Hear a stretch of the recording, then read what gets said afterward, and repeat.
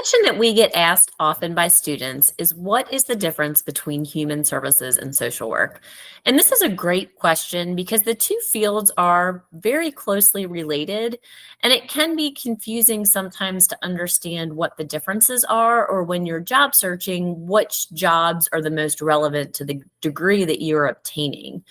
So, human services, according to the National Organization for Human Services, is a broadly defined field uniquely approaching the objective of meeting human needs through an interdisciplinary knowledge base, focusing on prevention as well as remediation of problems and maintaining a commitment to improving the overall quality of life of service populations. Social work, on the other hand, according to the National Association of Social Workers, is a practice that consists of the professional application of social work values, principles, and techniques to one or more of the following ends: helping people obtain tangible services, counseling and psychotherapy with individuals, families, and groups, helping communities or groups provide or improve social and health services, and participating in legislative processes.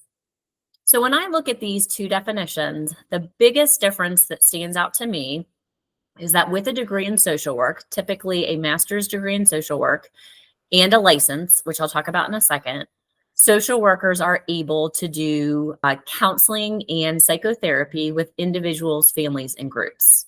So they're able to work in a more clinical setting. And clinical social work is a specialty practice area of social work which focuses on the assessment, diagnosis, treatment, and prevention.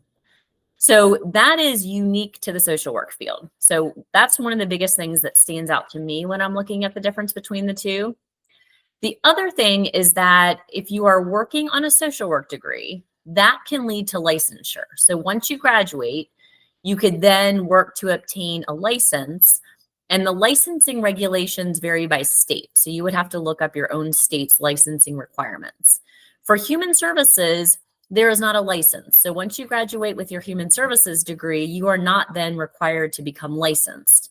There is an optional credential, the Human Services Board Certified Practitioner credential, but that is optional. But that is something that you can work to obtain once you graduate. So those are some of the biggest differences. The other thing I like to point out is that oftentimes when you're looking at jobs, you're going to see things that are similar that you can apply to with either degree, because they're really degrees that fall under the same kind of umbrella heading. So there's going to be work that you could do with individuals. So things like case management, child welfare worker, working with our aging population, but there's also going to be positions that are community-wide initiatives. So things like doing advocacy, policy planning, grant writing, opening a nonprofit, directing a nonprofit. Those are things you can do with either degree. Both positions can also do community outreach work. So acting as liaisons between clients, organizations, and government entities. So really, I mean, both of these degrees are fantastic degrees to consider. It really just depends on what your ultimate career goal is. Again, if you're thinking more clinical work, private practice work, that you would be heading towards a social work degree with that.